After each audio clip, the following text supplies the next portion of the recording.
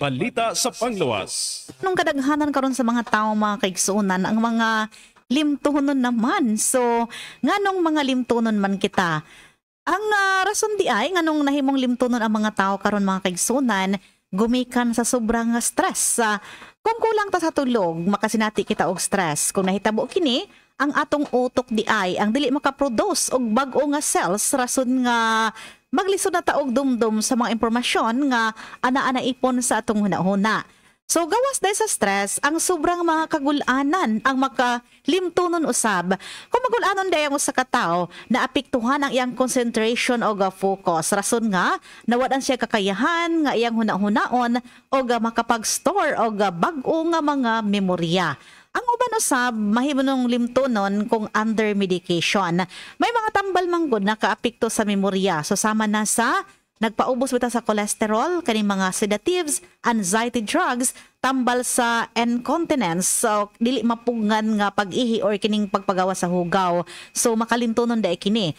Ang mga buntis usab og nagmenopause ang nahimong limtunon.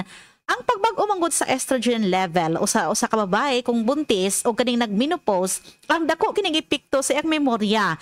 Nahimong limtunon sila sa second trimester sa pagbuntis hangtod sa 3 months hangtod nga kini sila manganak. Apan kung wadili usab buntis o nanganak pero nahimong limtunon na gyud kini. Lain nga rason mga kaigsuonan, kato mga tao nga pala inom bitaw, mahimong limtonon sila kay mas giporwisyo manggod sa ilim no makahubog ang atong utok. Kabalo ba mo nga kung palainom mo, gamay daay ang atong utok kay sa kidney o sa atong liver. Kauban usab sa memory loss, ang head injury o normal aging. Sabot ipasabot, katong mga tao daay nga palainom, dali sila mag-matured. Ang pipila ka mga pagkaon nga nagpakusog sa atong memorya o nagpa-maintain nga healthy ang atong utok susama na sa isda. So makaon kitag isda, puno kini sa omega-3 fatty acids para mahimong aktibo ang atong brain o atong nerve cells. Ikaduha, ang pure na kape. Pure ha? Ang caffeine manggod, ang nagpahatag og kasiglahan or mood, maayo good mood, og nahimong alerto ang atong paghuna-huna, og motaas di ay ang atong concentration. Pero kailangan gamay lang ang sugar. Ikatulo kining turmeric. Ang turmeric adunay nutrina na tawagon kini na curcumin. Gitanggal niini ang pipila ka mga nahimong rason sa pagkalimtunon susama na sa Alzheimer's disease o gimintain niini nga mahimong alerto ang atong panghuna-huna. Laing pagkaon susama sa broccoli, puno kini sa vitamin K nga maayo sa memory o cognitive status. Ikalima og katapusan ang magkonsumo kita og dark chocolate.